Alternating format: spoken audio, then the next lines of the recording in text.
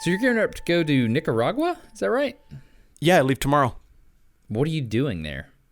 The same thing I always do in Nicaragua, which is... Try to take over the world. It occurred to me about halfway through that's what it sounded like. So you played it right. Yeah. No, I'm going down to work with a whole bunch of pastors from all kinds of different brands of Christianity. And there's this kind of seminary in a box program. And I don't know, it's expensive to go to college for anything here. It's expensiver yet to go to college for that stuff there. So we've been invited to come down and teach these classes. So I'm going down to do, this time around, it's a New Testament survey. So you're teaching pastors in Nicaragua how to be pastors? Yeah, not really how to be pastors. They're already really good at that. I don't think they need any of my dumb advice, but I think they're much more impressive at it than I am because they're doing it all without training, without the benefit of school. It's economically impossible for most of the men and women who serve in that role in that country to go and get the training they need to do it. So they're kind of on an island, doing it by themselves, trying to muddle through, figure it out. But even then, you might think, well, I just jump on the internet or just go buy some books. But even that's kind of economically prohibitive for a lot of these people. And so that's kind of the role that we play. We roll in and try to help fill in those gaps and provide resources and then leave them alone and let them do it how they think they need to do it. Yeah, and increasingly you go to the internet for things and the answer might not be there. You notice that?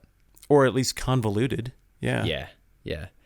So I want to bring something up today, and I know that you really had to cram in this recording session because you're leaving. So there was this thing that happened on the NDQ subreddit. Okay. Someone has this post they made called Baptism in VR. Did you see this? No, actually I didn't. I keep pretty close tabs, but I missed it.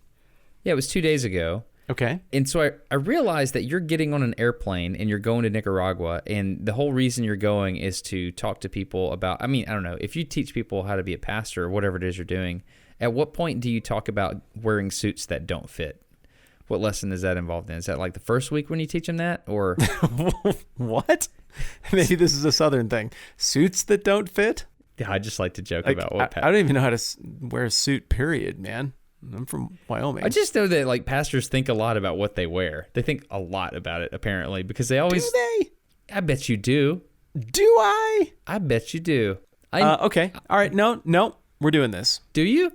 I mean, in that, I don't know, I think about what I put on every day, but it's pretty informal, man. I do a collared shirt, sleeves rolled up, because that's like how I like to wear those shirts. And jeans are like mountainy, cool Prana outdoor pants kind of things. And then I wear usually a pair of Keens or like some kind of outdoorsy looking shoe. And that's it, man. But you think about it, though. Well, I didn't say pastors wear fancy clothes. I said they think about what they wear a lot. But there's not that much to think about. I was like, well, let me just grab one of my 15 collared shirts, whichever one doesn't smell bad. I'll put that on. That one looks not that wrinkly. Let's do that. And then here's some pants and some shoes. That's not a lot of thought. Yeah? I don't know, man. I don't think our church is normative because of where we're at geographically. People literally wear cowboy hats to our church. Yeah, it's pretty cool at our church too because people will wear just whatever. But this VR church thing, it's what got me thinking about this, right? Okay. So there's this, it's a video. It's a really interesting video. Link in the description. And it starts with this guy talking about like, well, I know that some churches have dress codes. Do we have dress codes in VR? Because a lot of people in VR have like a sexy lady avatar with like, exaggerated features and things like that. And they're like, well, what features? Breasts and butt. I wanted to see if you'd go clever or obvious. Yes. You went obvious. Okay, I respect that. Yeah. Okay. So a lot of anime VR people, I'm not in the VR community, but I have noticed that, there's this culture in Fortnite, all the features of these people are kind of cartoon-like and exaggerated. And this video opens with a person asking just that. So there's this guy that's created a VR church. You know what? It occurs to me we should just get this guy on. Yeah. I mean, I have so many questions, and I guess you're using the phrase VR community like it's a thing I should understand. I don't. But I'm a simple fly fisherman. So are you telling me that we're doing the Ready Player One thing at this point? It's kind of happening. Yeah, people are putting buckets on their heads, and they're going and meeting in virtual space. So disappointing. And they're just interacting and having community there. And this video was fascinating. It's 10 minutes long. I don't know who posted this video. Somebody named Syrmore, Syrmor, but I don't know if this individual is the person in the video or, I mean, that's the level of engagement I have with this. But the whole idea of VR church is fascinating to me. And this video is a pastor that baptizes a person named Drumsy, baptizes Drumsy in VR, in virtual reality. So first of all, you have not watched this video, right? No. I can't even picture it. So if someone were to come to you as a pastor, first of all, what's baptism? Let's talk about that. So can you just give me... Oh, we're doing this? Well, people in the subreddit have asked me, they said, hey, will you talk about this topic? And I said, well, the JPMs, the Jesuses per minute, would probably be really high, and it might make people uncomfortable. And they're like, well, I don't know. We just kind of would like to hear you talk about it. And so from that perspective, it might be interesting to discuss this because it's a fascinating concept, and I think it has implications, specifically for places in the world where it's illegal to think certain things. Huh. Right? Okay, yeah, I'll answer that question. If you're serious at all. So, Matt, give me the 100%, like, what is baptism from a pastor's perspective? I don't try to sell me on it or anything, but just explain technically what it is. Yeah, well, I'd like to think that's how I always do it. Okay, you're not going to like this, but it depends on what pastor you're talking to. If you're talking about the Roman Catholic or Eastern Orthodox churches, baptism means something very different than it does in a Southern Baptist church. So I have to answer for both. Please be patient. For more of the historical high church approach, where the idea is that salvation happens by Jesus, but that is handled by the church, so your relationship with the church is very, very, very crucial. Baptism is something that happens when you're a baby. Your parents make that decision for you. It's what's called a sacrament of the church, which is one of the ways that the grace of God is handed off to a person. And at that point, you are initiated into the life of the church, and through that into the beginnings of a life of faith and in relationship with God. Now, baptism means something very different in most Protestant traditions, especially evangelical Baptist-style Protestant traditions, the more modern stuff that people picture with more casual things like us. Baptism is something that adults, or at least kids who are old enough to decide for themselves, choose.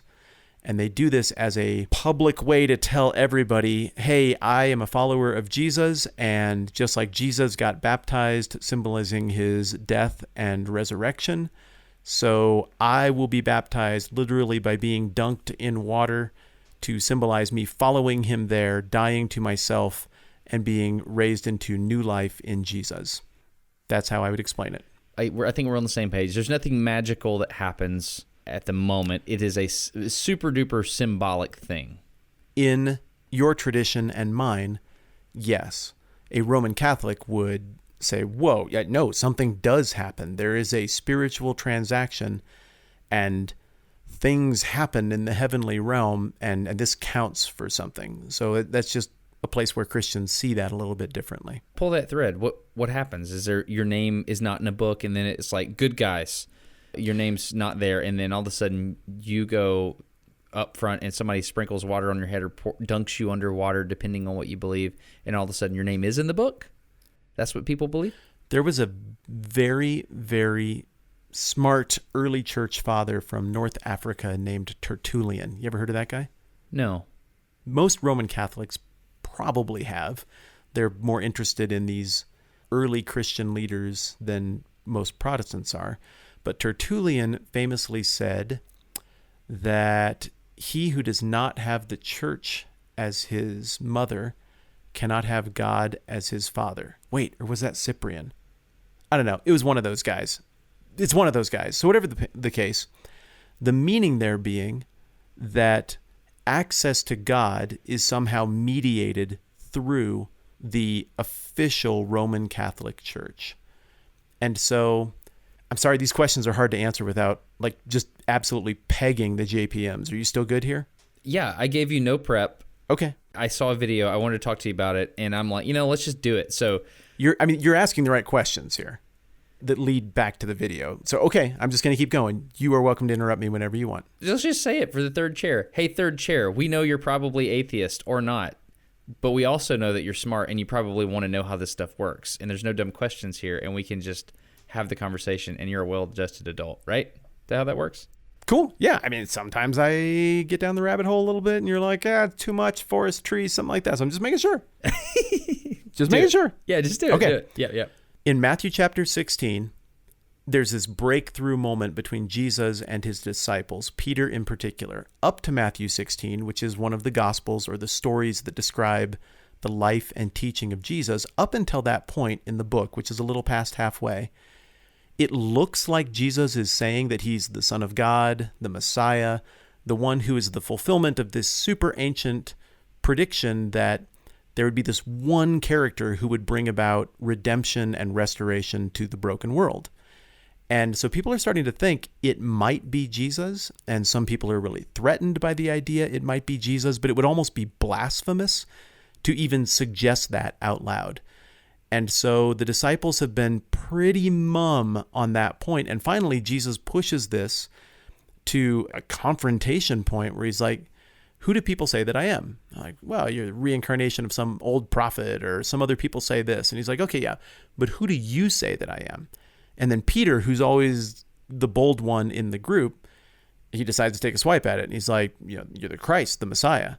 And Jesus affirms that. He's like, yep, and that's not even from you, that's from God. You're definitely right. And then he goes on to say some stuff that has caused a tremendous amount of controversy and confusion, and also good stuff throughout history.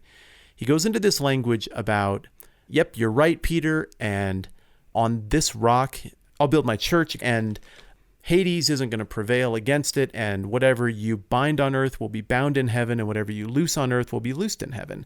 And then he goes on to say, and also I'm going to die soon. And that kind of takes all the wind out of the situation.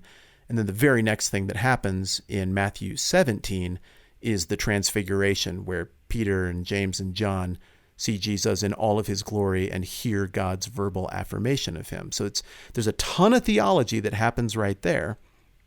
And the Roman Catholics come to believe that Peter is the founder of their church in Rome, and that Rome is the first among equal churches, and that essentially someone needs to be in relationship with the one true church, which is headquartered in Rome, in order to be in right relationship with God.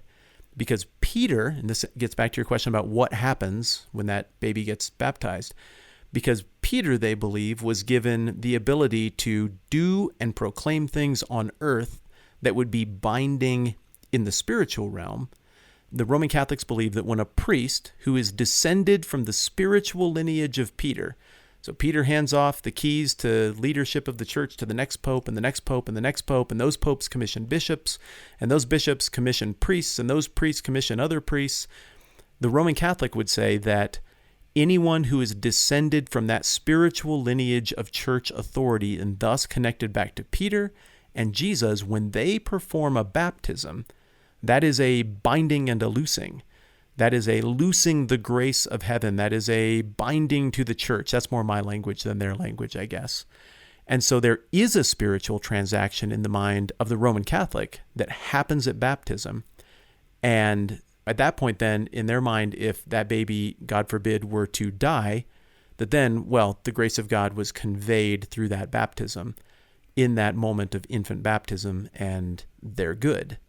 Whereas a Protestant would look at that and say, there is no spiritual transaction.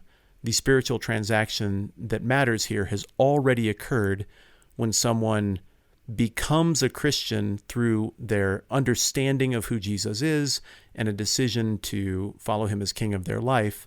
That can happen in private. There doesn't even need to be anybody there for that. No church involved whatsoever. But that baptism is the public expression of that, to kind of go on record and be like, hey, this is what I'm going to go ahead and do with my life. Whether you think it's weird or not, this is my plan. Right. So does that make sense as to how those are two very different things? So if I get this straight, you're saying that the Roman Catholics among us would say, hey, when you're baptized, there's this thing that happens, and however records are kept, suddenly you're put in the records for the people that are good to go for salvation. Sure. And then, yeah, and they would, of course, nuance that out because it's a complicated topic. But yeah.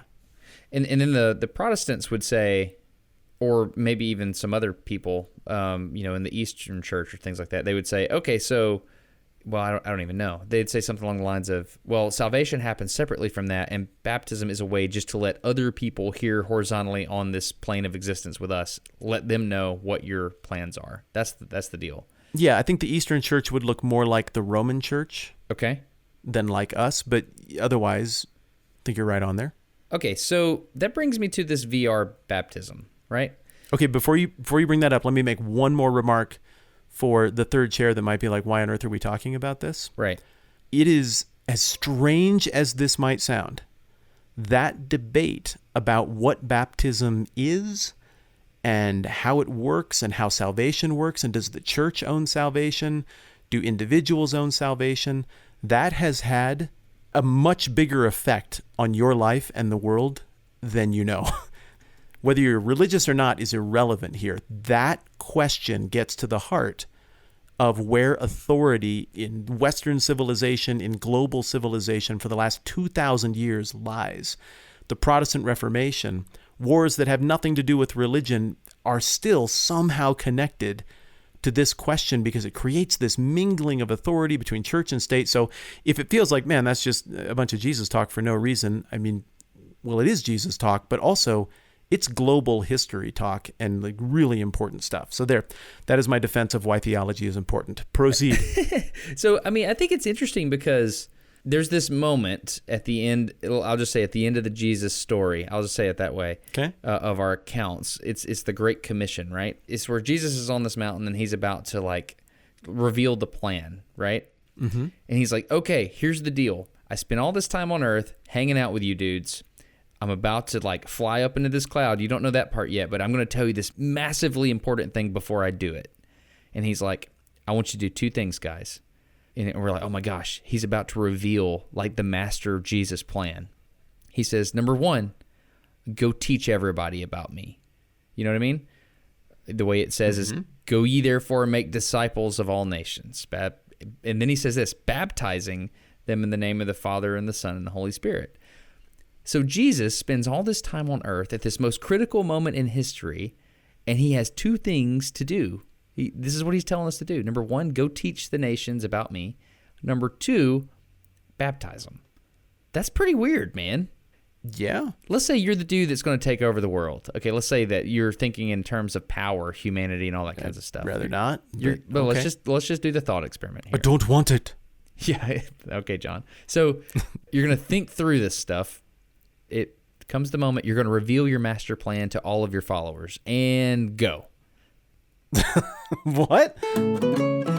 This episode of No Dumb Questions is sponsored by HelloFresh, a meal kit delivery system that shops, plans, and delivers step-by-step recipes straight to your house. Tell me about it, Matt.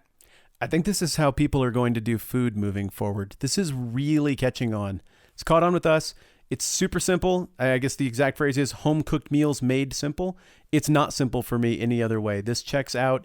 They send you the stuff. You follow the plan. You get good food. It's a 6-step, easy and enjoyable recipe. You can just like sit there with your family and make this thing. I did this thing with my kids. I challenged them. I just got the ingredients out and then just handed them a card and said, go for it. And they totally did it. My 10-year-old and 12-year-old cooked steak, mashed potatoes, roasted carrots, and it was phenomenal. Have you done that yet to your kids?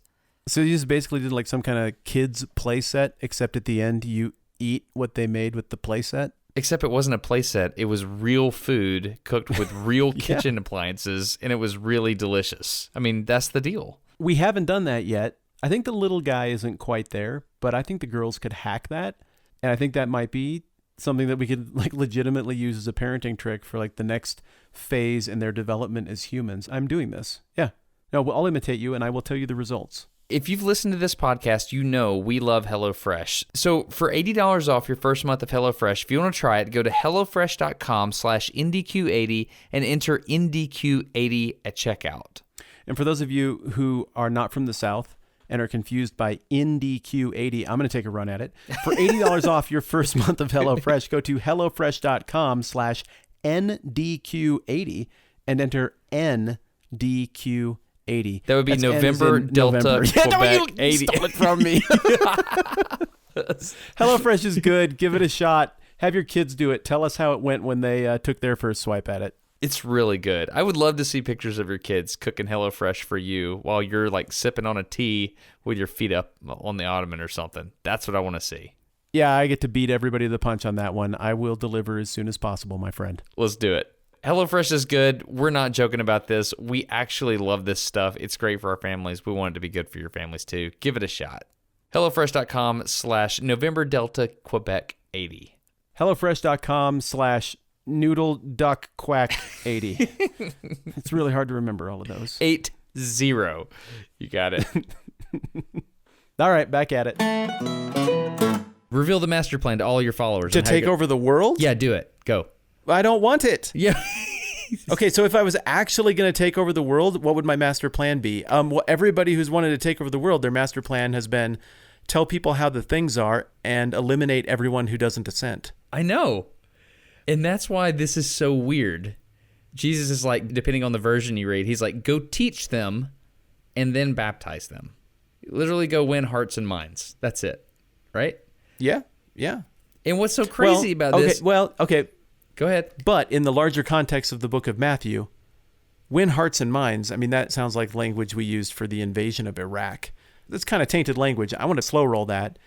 How they would have understood that is live and proclaim the values of the upside down kingdom of God. Like the weak are strong, justice for the oppressed. You win when you lose. That's what Jesus was talking about, is this kingdom of God that has these very foreign values to the rest of the world. So what they were going out to proclaim was Jesus as king of a kingdom that has stunningly upside down and I think beautiful values that even people, in my experience, who don't like Jesus or the Bible or how Christianity is worked out very much, they tend to really like the values that Jesus talked about there. So hearts and minds, I don't know. I would just frame that a little bit differently. Thank you for humoring me. Nuance accepted. Okay, so... Thank you. That brings me to this moment in time when you're putting your underwear in an away bag, no doubt. Yes, I am. So that brings me to this moment. You were about to do the first part of this. You're about to go teach all nations. You're going to Nicaragua. You're going to teach down there. Are you going to do any baptizing while you're down there, Pastor? No, I think that'd be inappropriate. They've got perfectly good pastors. There's nothing special about me. They don't need me. Okay, I'm just wondering. No, if there was a baptism that needed to be done while we're down there, people from Nicaragua should do it, and they should do it in better Spanish than I could do it. Gotcha. So that brings me to this VR baptism, right? So based on your description and how you described it, baptism, at least in half of the Christians on earth, or maybe more, is a symbolic thing, right? Yeah, a significant minority. Call it 65 Old World Church, 35 Protestant. Got it. Okay. Long story short, I think the VR baptism is interesting and it makes sense. This guy, I don't know his name, he has started a virtual reality church. People put the KFC buckets on their heads. They go meet in virtual reality and they talk, and he delivers a sermon and he hangs out. And they do the things they do in a church. Like, mostly it's all in your head, right? That's what church is. Mm-hmm. People sing, people listen to a message and all this stuff. Mm-hmm. And one of the only, there's, two physical things I can think of that happens in church. One of them is baptism and the other one is communion, however you think that happens. Some people call it the Lord's Supper. There's many different ways that happens. It's the same exact question and comes back to the same issues I was talking about with Peter, Catholicism, the role of the church, same questions. Yeah. But how do you think a VR baptism would work, having not viewed the video? Like the nuts and bolts of it, the mechanics? Yeah.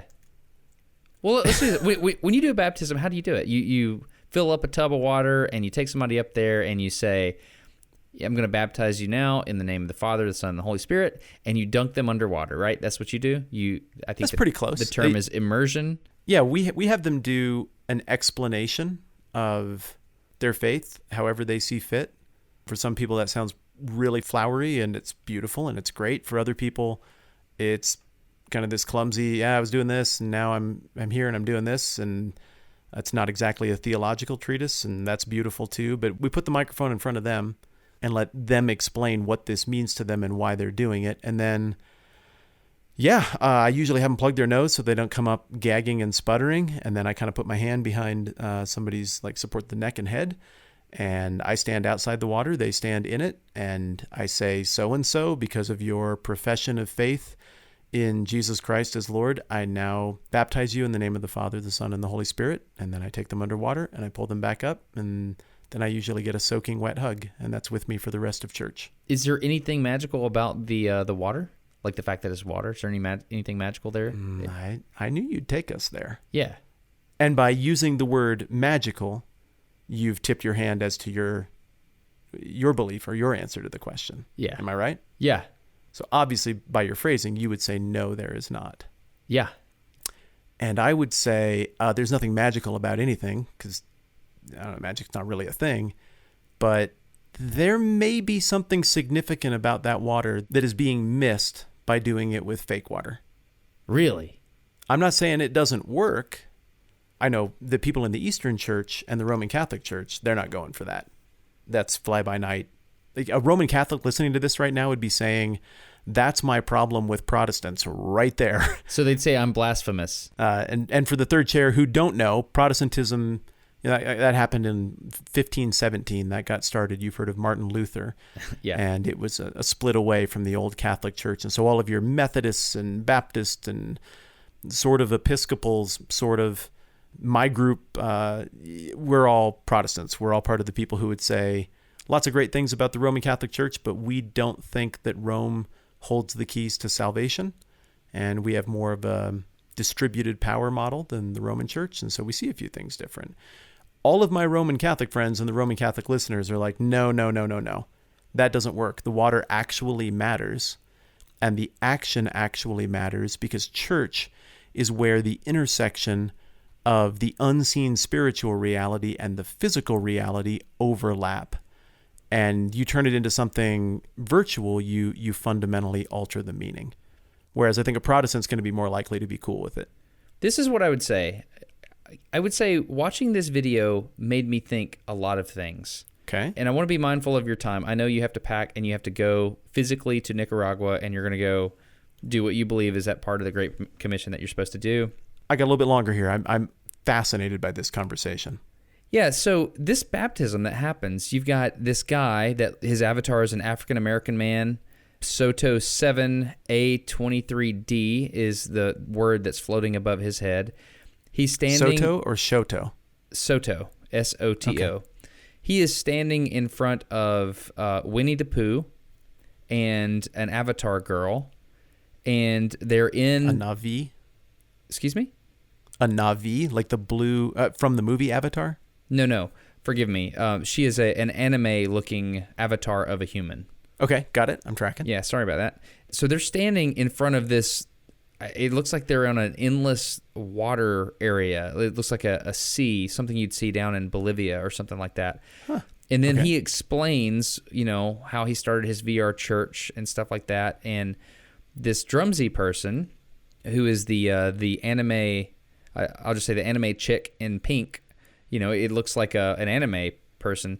They say, okay. And Drumsy says, hey, I want to be baptized. And the guy goes, okay. And then they change the world that they're in to what looks like a Japanese, like a domicile of some sort, like a place where people would live. And he says, okay, Drumsy, here's what we're going to do. And they've got water up to their waists. And he says, okay, so what I'm going to have you do is just crouch where you're at, and your avatar will go under this water. And they do that. And the guy I'm looking at right now, he says, I baptize you in the name of the Father and the Son and the Holy Spirit. Now, so Drumsy, rise up again into a new life. I'm reading, to signify new life for your spiritual walk. And he says, and that, my friends, is your baptism.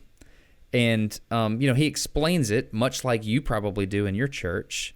He explains it a little differently in a way that, I'm not 100% on board with all of his take on how everything sounds, but it's very interesting. It's a very interesting concept because they're not together in physical space, but their hearts are connected. And you know the passage that I'm thinking right now. However many are gathered, what is it? Go ahead. Yeah, it's Matthew chapter 18. Yeah, wherever two or more are gathered together in my name, I'm there with them. So the question I would have is, wherever two or more are gathered in my name, I'm there. It doesn't have to be physical space, does it? Yeah, and contextually, that's a passage about, that really most of all has to do with problems in church and standing up to problems in church.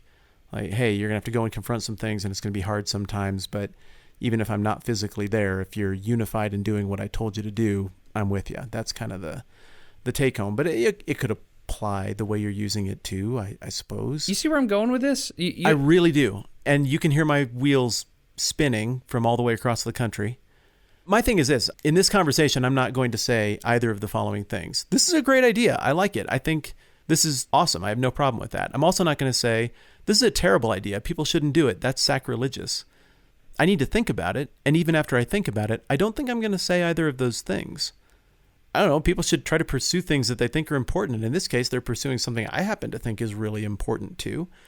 I think it would be better to go through the ups and downs and joys and pains of being in an actual tangible community together. But at the same time, I would like to be baptized in an infinite voyage of the Dawn Treader Sea that transforms into some Japanese home with a little cool, tranquil pool in it too. Like, I mean, it sounds like a beautiful thing that just happened there.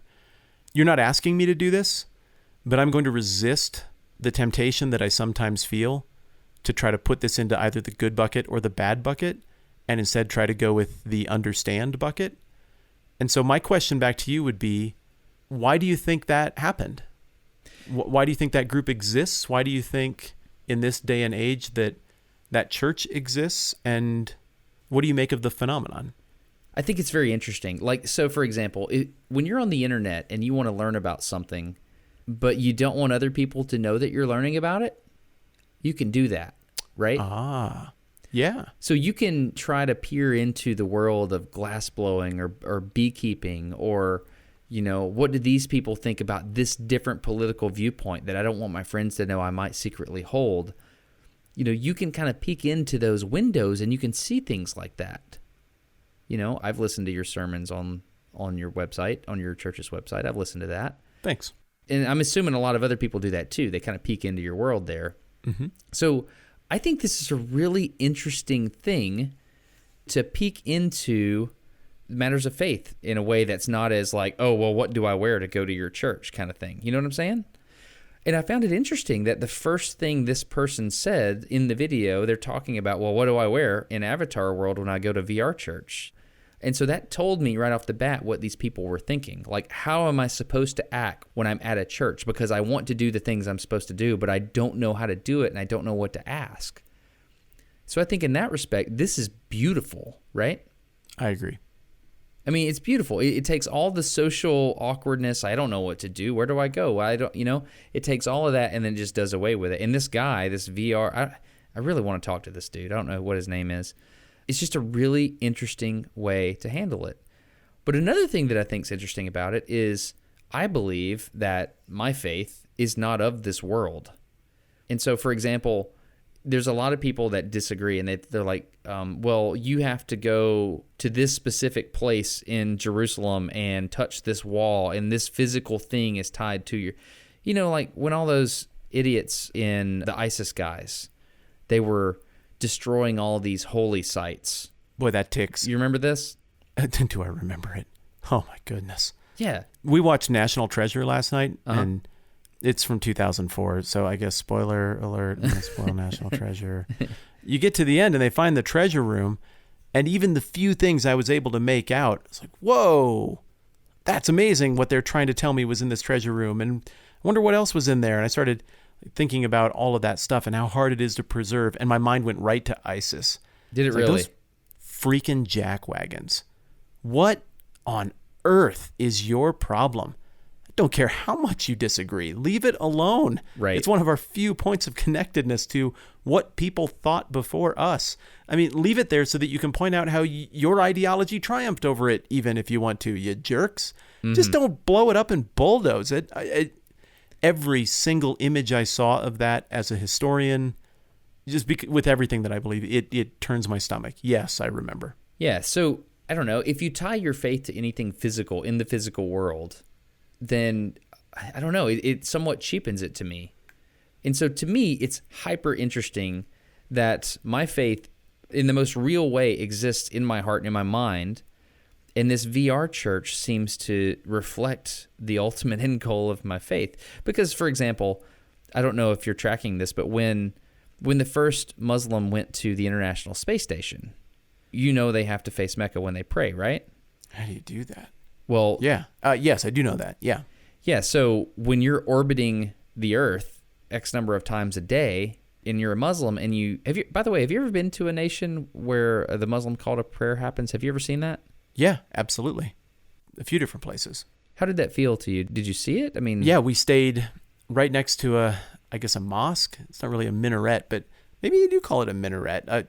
When I was in Israel last year, our first night was in Joppa on the coast, and we stayed on like the 5th floor of this really, really cool residential spot that we got on Airbnb.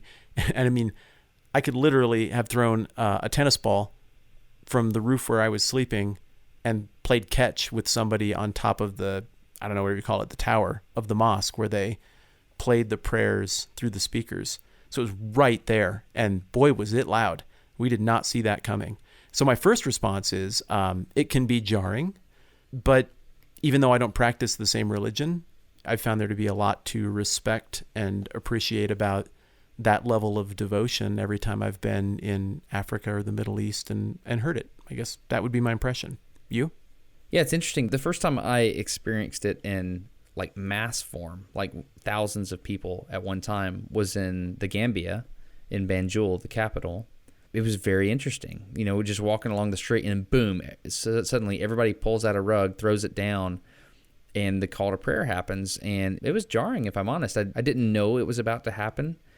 And I was standing there upright, and I was like, well, what do I do? I'm the only person standing. What do I do? And I felt awkward, and I didn't know how to act or, you know, well, am I allowed to continue walking? Is that disrespectful? I don't want to disrespect people. And so it was interesting because a lot of the emotions that I felt in that moment are probably shared by people when they try to visit a church for the first time or something like that. So I just thought it was interesting. Can verify. Yes. Yeah. And I can see it from the front. Yeah. And so when it comes to the first astronaut that went up to the International Space Station, I believe this was the first one. I'm not 100% sure, but it was a group of people that got together. I believe, I don't want to mess this up, I believe it was in Malaysia.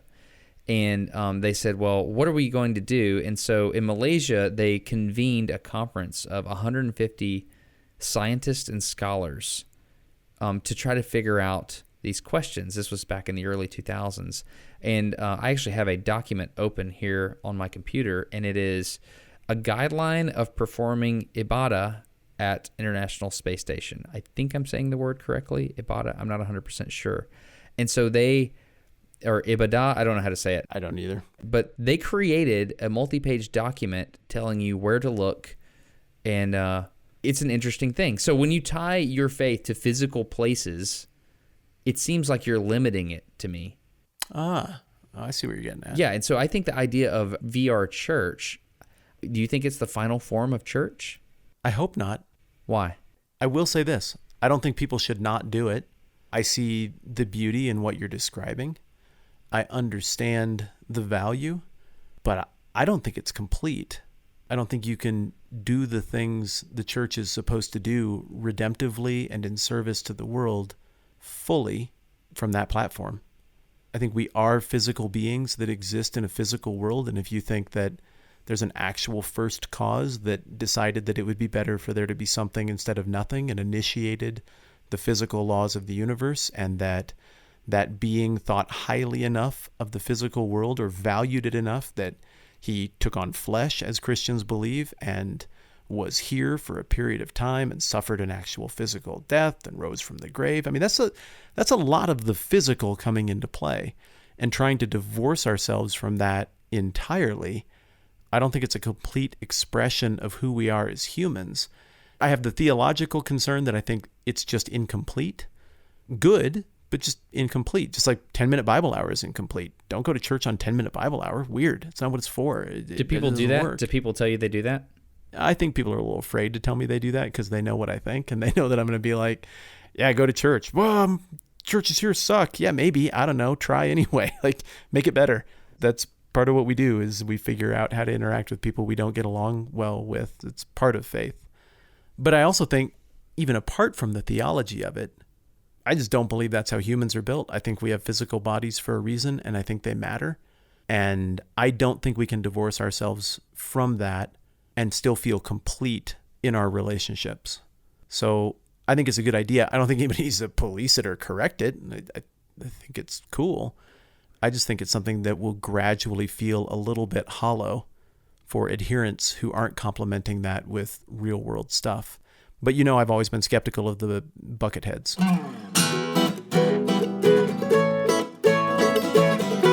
Okay, buddy, we're going meta for just a minute. Slight tone change here. Why do you like doing this podcast? I don't know. It's because we get to talk about really weird things, and I feel like I can be, I don't know, the weird word is vulnerable, but I can ask whatever and have honest conversations, and I don't have to worry about, people judging me or you judging me. I don't know. This sounds weird. Oh, I'm constantly I'm talking about feelings. That's so strange that you don't notice it. It's probably because of the phone distance between us. That's probably it. No, I agree. That's part of the fun. I follow you around the internet quite a bit. You follow me around the internet quite a bit. I feel like you are the same everywhere, but I also feel like you maybe feel a bit more permission than usual to just engage with people who are a part of this channel. Is that a fair statement? That is. On Smarter Every Day, I'm very guarded with what I say at certain times. Here on the podcast, and I feel like you might be the same way, I feel like this whole community, this No Dumb Questions, whatever we want to call it, I really like it, because the main thing is, like on Patreon, for example, the people that support on Patreon often do not feel the same ways about certain things that I do. Mm-hmm. And they tell me that in comments. And it's awesome. Well, you've noticed these in the comments, right? Yeah, I really have. And we've talked about the whole idea thought ghetto thing that is forming up around the internet. People get mad and hurt. And you have to be in a certain tribe, and you have to think certain things. Yeah. They retreat into somewhere that's safe, and then we just lob bombs at the other thought ghetto from far, far away, and then never the twine shall meet, and it's horrifying when they do. But the weird thing about this, and what makes me like engaging with it so much, is that I just don't think we're there. I don't think it's a thought ghetto. I think it's full of all kinds of weird people with weird different ideas who put up with my weirdness and my weird ideas. I mean, obviously not you.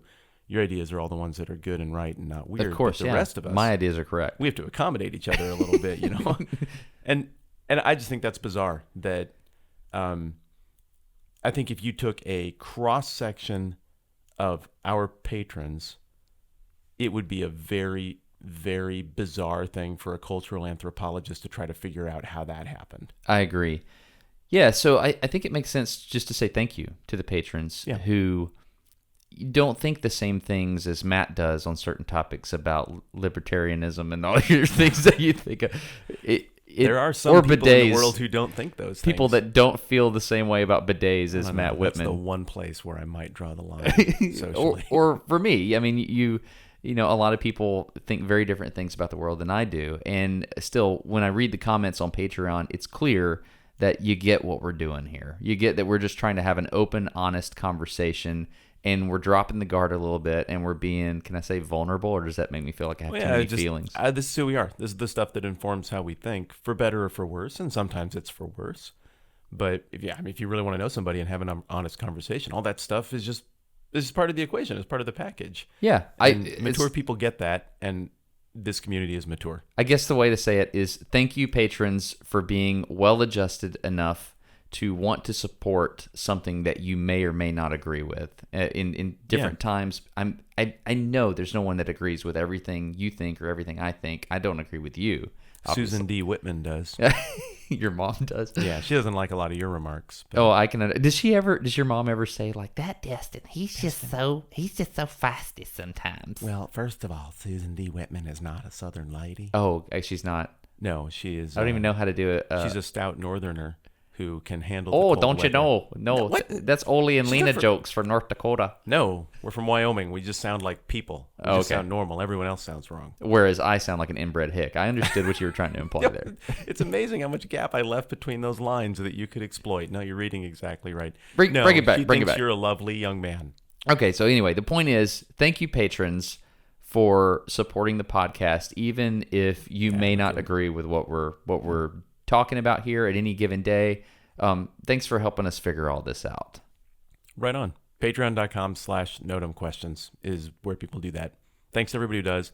Thanks to everybody who's like, nah, I'm not going to support stuff on the internet at all, but you're just here. We love having you here too. Thank you to everybody. That feels like an excellent segue to start talking about touching each other. It's going to get... Oh, golly. You couldn't have phrased that any other way. We just need to get onto it now. Let's so get the talking weirdness about can be touching. relieved. Have you and Camilla ever done the long-distance relationship thing? Yeah, we have. We did a year apart when she was working as a DJ.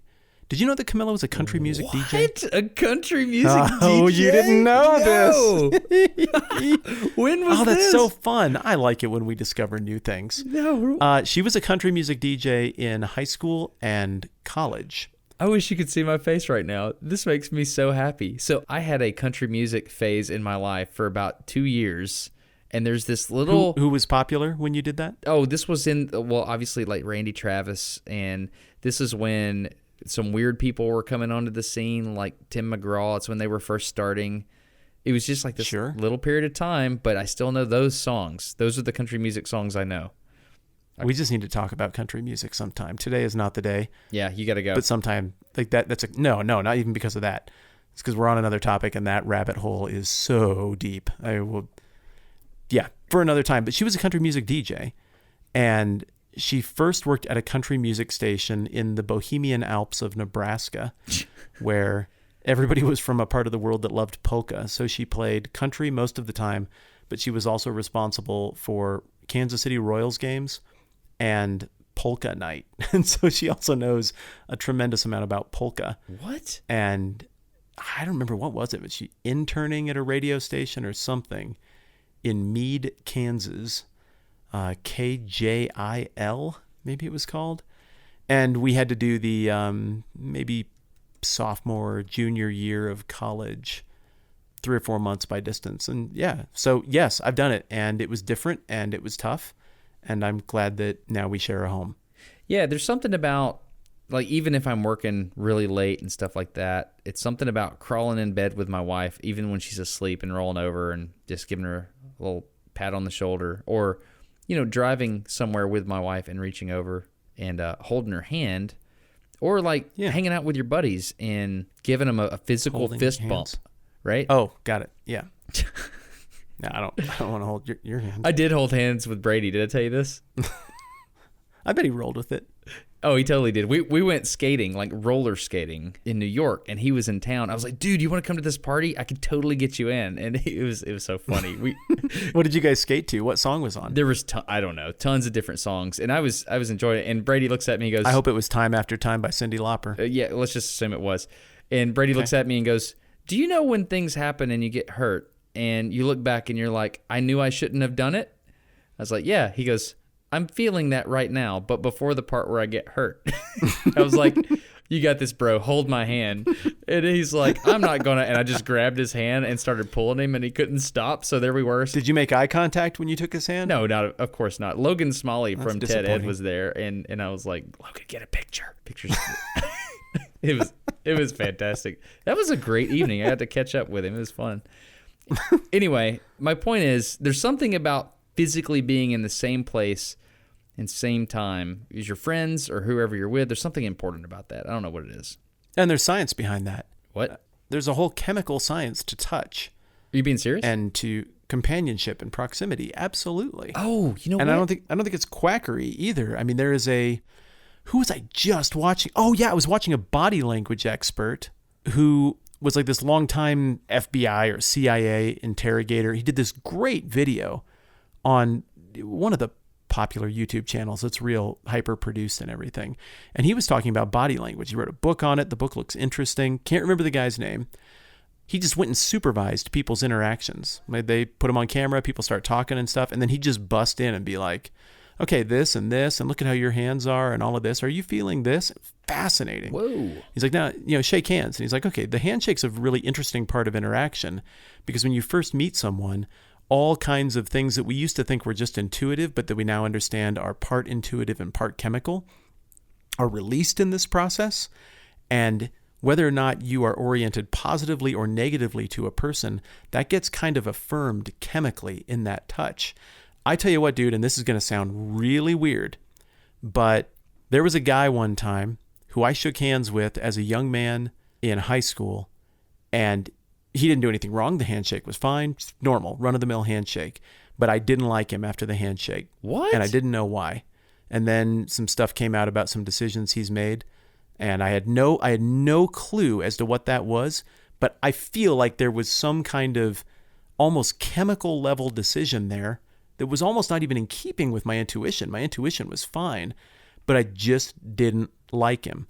Within a year of that, there was a girl who lived upstairs from the downtown Fort Collins shop that we owned. We owned a vintage clothing store, all like 1920s clothing and jewelry, and I worked there, and I sold clothes primarily to women who wanted to buy like super old school, like, roaring 20s kind of get up for parties and stuff. This is kind of a cool first job, right? That is pretty cool, yeah. It was fun. And there was a Muslim family. I don't remember where they were from. Pretty westernized, liberal Muslims, I would say, looking back. And they had a daughter named Fatima. A very important historical name for Islam. And she was just lovely. And we're talking like maybe 9th grade mild crush here. But she was just lovely. And we always hit it off real well. And we were still at that age where, like, I don't know, I kind of just want to play Super Mario 2 and like goof around and I don't know, just play games. But also like, I kind of think you're pretty. I'm not sure what to do with that. That phase. Yeah. We're sitting in the shop one day. There's nobody in there. I don't remember what we were doing. Siblings are around and stuff. And completely, well, at least on my part, it was completely accidentally, we brushed hands. And that was it. I still remember it to this day. The knuckles on my right hand brushed over the top of her wrist and the top of her left hand. And we just froze. Because we'd like play dodgeball and run around and goofed around and stuff together. But there was just this moment of like, what was that? It really is a dance. Can I go somewhere really weird? And I know you have to go, but I just want to say this. It's all right. I got time. I'm a little upset with the character assassination that has taken place against Joe Biden. Can I get an amen? I don't agree with a lot of what that guy thinks, but I agree. I think it's been over the top. So Joe Biden, I listened to him talk one time. I was in D.C. and he was at a thing, and I was like, oh, and Joe Biden's going to talk. I was like, oh, okay, whatever. And he seemed like a very genuine person. He genuinely believes things that I don't believe, but he comes by it honestly, I remember thinking, well, who's going to run for president this time? And when he started up his campaign, about 2 weeks before, somebody wrote a hit piece article. And it was a hit piece about how he gets too close to, he puts his hands on people's shoulders and like he talks in their ears and stuff like that. And I remember thinking, this is a hit piece. This is an attempt at character assassination in a way that this person can't defend themselves. So what? He's a lovable guy that is comfortable around other people, and he seems like a nice guy. Yeah. I was upset by that. You take a bunch of still frames of somebody who interacts with people all the time. You're going to find some pictures of people recoiling, but I read a piece by one lady who is in like the most damning photograph with Joe Biden, the one that looks really bad. And She wrote an article about how much she hates that picture, and here's what was actually going on. And it's not really even in defense of Joe Biden. It's just kind of, yeah, it was clumsy, but these complaints are overwrought. And also, remember, I'm in the picture too when you post it to make points about a politician you like or don't like. I'm also in that photo. And every time you do it, there I am in that photo again. And that was kind of another wrinkle to it that I guess I hadn't considered very carefully. I met a famous individual, and over time we developed a friendship, and we've talked to each other and stuff like that. And I noticed in several of the photos of this person online, he's got his hands kind of in front of his body, down by his legs. You know, it'd be like, hey, can we get a picture with you? And these people will come in together and they'll get their picture made together. It's what people do. We take selfies. It's what we do. But his hands are always like awkwardly in front of his body, and they're not like crossing his arms like in the hero pose. They're just kind of down there. And one day I asked him, I was like, hey, buddy, what is up with your hands? Why are you doing that? And he said, oh, well, you know what I do, right? I was like, yeah, I mean, you're a public figure. He's like, think about what could happen if I have my arm around this individual and something happens in a few years from now, that person decides they want to say I pinched their butt. And I didn't. What do I do? If there's a photo of my hand around their backside, what do I do? So I just put all my hands right in front of me the whole time. And I was like, man, I'm over here playing like checkers, and this person's playing 3D chess, you know? And then I got sad, and I was like, I hate that you're right. That, like country music, is a much deeper conversation. Okay. But I think the way we got here, and I agree with what you're saying. I'm not trying to change the subject because I think it got weird. But I think how we got here is in talking about the importance of physical proximity and of touch and of the actual physical humanity. I think there is, obviously I'm no expert, but I've been convinced by what I've heard about the fact that we are beings that have an electrical current to us, not in the new agey weird way, but I mean, like electrical impulses are part of our body, right? Our nervous system. I'm not out of form for saying that. Yeah. You're good. Yeah. So, okay, like I'm not recommending like copper bracelets or magnets or anything. I'm just saying there's an element to us that is designed to interface with aspects of other people in very surfacey ways and in very intimate ways. And if we're clearly built that way, either by the chance of the cosmos or by the design of a creator, it seems to be at our own peril to try to remove that aspect from our existence. And if you do it too much, I think you do deprive yourself, and you end up like the person who goes to get an unnecessary haircut every week because deep down we just crave touch and humanity. That's interesting. I do know this, though. There is a point. I think it has something to do with the density of wrinkles on your face. At a certain point, it's socially acceptable to start hugging people again. So I used to get... Really? That's how it works? I don't know. I used to get really, really big hugs and encouragement from older people when I was younger. I remember those people. Can I tell you something that I appreciate? Please do. Women who front hug. There is nothing worse than having somebody who you've known for a long time, who you're definitely friends with and everything's on the up and up, kind of come up like, oh, she wants to give me a hug. Well, she's my friend. That's great. And then at the last second, this like awkward side dodge. And then here's a light sort of, I'm doing it. I'm acting it out. Here's sort of a light tap vaguely kind of on one shoulder. And like I leaned vaguely near you. That is so much worse and so much more awkward. There are ways to hug well like normal people without it being inappropriate or bizarre. And I really respect the female friends in my life who have mastered the art of doing that in ways that are not inappropriate, but also accomplish the purpose of a hug, which is we affirm our mutual friendship, and this isn't weird. Dude, it's interesting you say that. I thought about a hug yesterday, and this is the kind of thing you keep deep down in your brain and you don't tell people, but I'm just going to tell you because it was a meaningful moment in my life. My friend died. I had a good friend. What? Yeah, this is not recent. I mean, this was several years ago. My friend died. Oh. And I'm sorry I started weird, but just hang with me here.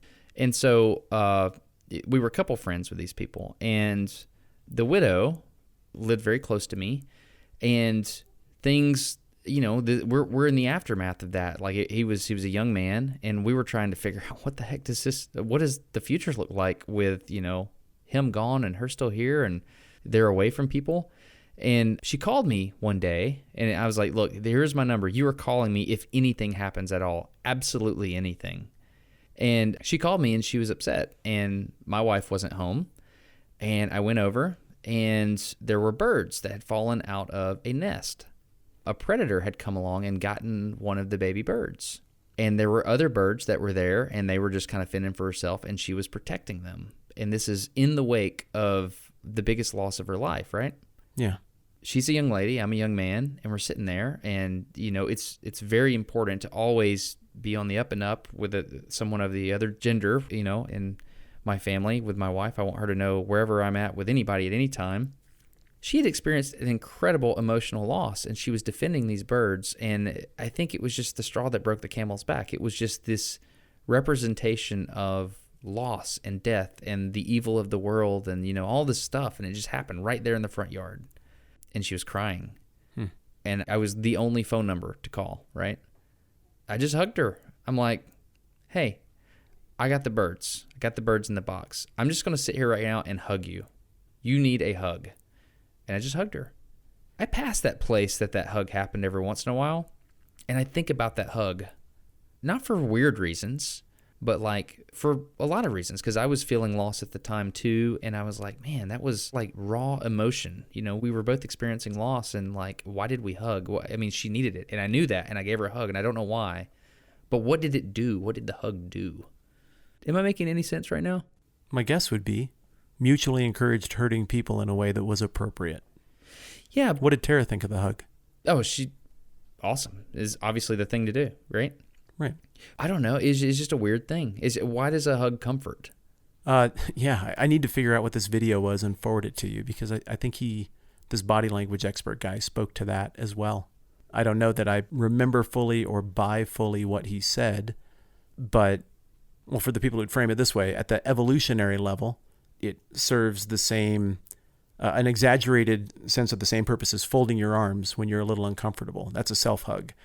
He used the language self-soothe, like running your hands down your legs when you're a little nervous is a subconscious self-soothing gesture that we make. But a hug is like maximum. That's shelter and comfort from someone else and an exchange of emotion. So I think on the one level, there's just something why do we like blankets even when we're not cold? There's something that feels safe about being covered up and protected and not exposed and vulnerable. At the emotional level, and not at the scandal level, but at the emotional level, it's risky. I mean, you're putting yourself out there to experience rejection or awkwardness in a gesture that doesn't happen that frequently on a day-to-day basis. And for both parties to agree, this gesture is within the acceptable parameters of a relationship and is welcome and is appropriate, that's affirming. There's a mutual need that I think is met there that is generally appropriate. Yeah. And really, there isn't a next thing after hug that doesn't get into the realm of the intimate between people who are intimate. And so it really is kind of, that's your 10 out of 10 for people you're not physically intimate with. I like the hug stage. It's pretty nice. Yeah, I'm selective. Well, yeah, I am too. I'm pretty smart with, I think about that.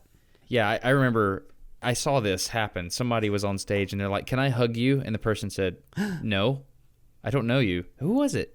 This was someone famous. Kesha tried to hug Seinfeld. Seinfeld. That's what I'm thinking about. No. And she's like, oh, just one hug. No, I'll pass. Yeah, that's what I'm thinking about. Like, who was that? It was glorious. That's mean. I'm being mean to Kesha now. I don't know her. I'm sure she's a lovely young lady, but I really liked that moment. Here's what's interesting to me, dude. We're talking about the baptism thing. We're talking about the baptism video, that is. Virtual reality, physical space. Yeah, whether the importance of that physical, tangible expression of relationships of church or of any religion is uniquely important, or whether that's something that can be dispensed with to remove some social barriers, to remove some discomfort. Is it the same thing? I would argue it is not the same thing, but what's fascinating about the moment in which you and I live is that we're sitting here trying to have a conversation about the importance of such an elemental aspect of human life as touch and closeness and affirmation, a handshake, a hug, whatever it might be. And we can't talk about the topic at hand without talking about all of the parameters and the dangers and the clumsiness. And on the one hand, we can look at that and say, man, that's an indicator that we're kind of in a weird place sexually and with relationships as a culture. But I would take that even further out and say, we're so confused on all of those things right now in terms of how we ought to relate to each other that it's messing with our ability to have appropriate levels of intimacy at all. I think we are worse without that. I think it's subtle a thing as touch is. It's subtle on the surface, but it's very important when you get beyond the surface. And maybe even some of the weirdness that we feel between different tribes and different groups and the hostility that we're always observing, maybe some of that is exacerbated by the fact that we don't touch and we don't really know how to anymore. I don't know. I both like your VR church thing, and I see some limitations to it. Is that an okay equivocation? Yeah, I think so. There are mental aspects of church. There are physical aspects of church. Most importantly, casseroles. That's important. Yeah, and there are mental and physical and emotional aspects to any community, any relationship, people gathering around anything. Yeah, that's cool. All right, hey, I enjoyed this, dude. I know you had to go and you crammed this time in with me, but I did want to ask you this before you left for Nicaragua, because you're physically going to a place. You're spending a lot of time in an airplane to physically go somewhere. And I just wanted to think about that with you before you did it. So thanks for taking the time to do that. Yeah. And that last observation is a poignant one, too, because they have the internet in Nicaragua.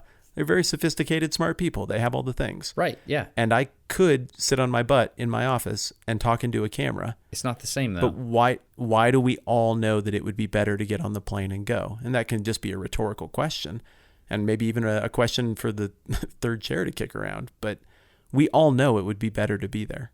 Why? And maybe the answer to that question speaks to the question of whether VR spiritual community is really a complete experience. I'm not knocking it, man. I think it's genius.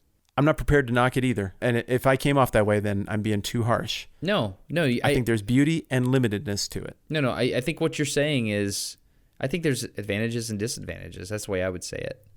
There's capabilities and there's limitations. And I just find it to be interesting. So, yeah, I've taken enough of your time, man. Thank you so much. And, we're going to are we going to be able to talk while you're down there? Are we going to do the long distance thing? I think it'd be pretty fun. Well, I mean, I'll just have my phone on so we can keep up, but maybe I can drag a mic along and see what we can get going there too. It's always kind of fun when we try to make one of these episodes happen from weird geographical locations. I'm on a boat. No promises. I'm on a boat? What? Nothing.